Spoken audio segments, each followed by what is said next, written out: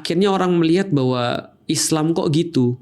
Ya sama kayak gini lah. Pertama-tama aku mau ngasih tahu dulu kayak psikologinya netizen Indonesia ya, mungkin juga netizen dunia. Mereka tuh kayak kalau ngelihat orang-orang yang Islam, mereka berharap mereka tuh kayak malaikat.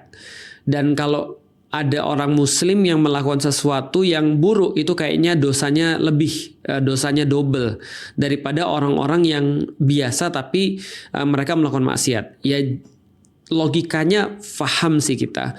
Ya lu ngomong-ngomong tentang Tuhan, lu ngomong-ngomong tentang yang baik-baik, lu ngomong-ngomong tentang surga neraka. Lu sendiri kayak gitu, dasar munafik lu. Iya, memang logikanya bisa dimengerti. Hanya saja teman-teman sekalian, balik lagi kalau kita berbicara tentang kritikan, kita bicara tentang masukan, maka yang kita harapkan adalah setelah itu apa yang dilakukan atau jangan sampai kontraproduktif, tapi kita itu harus produktif ketika kita sudah selesai mengkritik atau menyarankan atau memberikan masukan.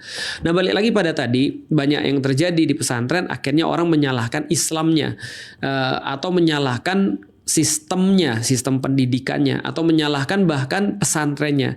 Nah, yang kontraproduktif adalah akhirnya orang-orang tuh males untuk masuk pesantren, dan akhirnya ya mereka baiknya belum tentu dapat, jeleknya belum tentu juga bisa dihindari, itu maksudnya.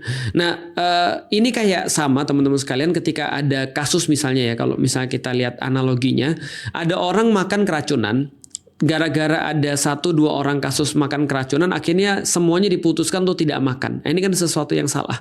Artinya pertama-tama kita harus lihat dulu bahwa benar nggak sih sesuatu itu kalau kita ambil tindakan solusi itu solutif atau enggak. Misal contoh ya, kalau kita membahas perkara-perkara kayak gini sampai akhirnya membuat orang itu akhirnya tidak mau untuk pendidikan agama atau mereka tidak mau memahami agama, terlepas daripada balik lagi ya, itu ada salah internalnya, ya itu adalah sesuatu yang nanti akhirnya ya tidak menyelesaikan masalah. Seperti kayak gini nih.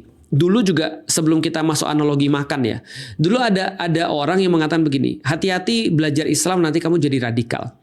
Sedangkan saya secara pribadi udah tahu, kita semua tahu, yang orang-orang yang sudah belajar tentang Islam, dan ini berlaku pada semua ilmu tidak hanya Islam, bahwasanya orang yang paling radikal itu dalam segala sesuatu itu bisa terjadi justru kalau mereka nggak punya pendidikan. Sepakat nggak? Contoh ya.